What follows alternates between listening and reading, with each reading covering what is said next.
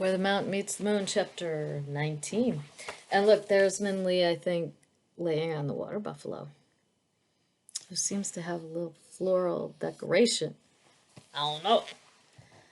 Okay, Min Lee started awake as she heard the scraping of the door against the dirt. The moonlight streamed in from the window, lighting the bare hut. The boy had given her his pile of grass to sleep on, and joined the buffalo, using some of its grass as a pillow. But as the buffalo snored loudly, Min Lee could see the bowl-shaped hollow in the hay was empty. I wonder where he went, Min Lee said, and she found herself thinking of Mom, Ba, and Dragon, all waiting for her. Suddenly, the room seemed to ache with loneliness. The boy must be meeting his friend, Min Lee realized, and unable to control her curiosity, she crept to the window to take a peek. Yes, the friend was there. Min Lee was startled when she saw her. Even with the buffalo boy blocking most of her view, Min Lee could see his friend was beautiful, even more beautiful than he had described her. She seemed to glow like a pearl in the moonlight, and her deep blue silk dress seemed to be same color as the sky. The bag she held in her graceful hand seemed to be made out of the same silk, but the silver thread embroidered on it made it look as if it were made from a piece of the star-scattered sky.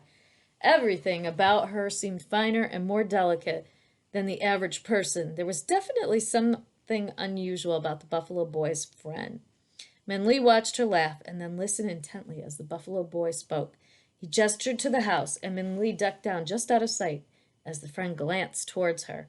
He must be asking her about how I can see the king, Min Lee thought, and as soon as she dared, Min Lee peeked out the window, and the buffalo boy's friend had closed her eyes toward the sky as if listening to the wind.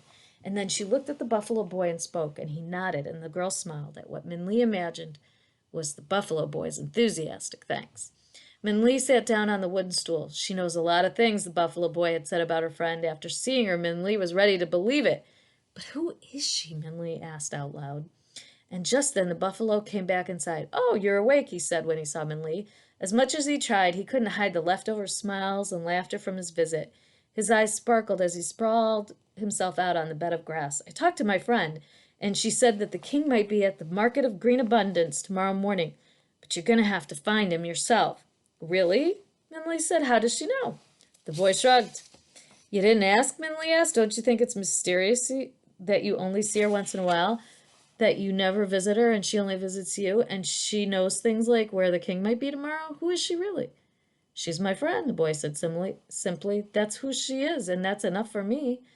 As Min Lee looked at the buffalo boy aglow with happiness against his poor surroundings, she saw it was enough for him, more than enough, and as the smile that kept curling up on his face told her, Min Lee's questions fell from her as she realized there was nothing else to say.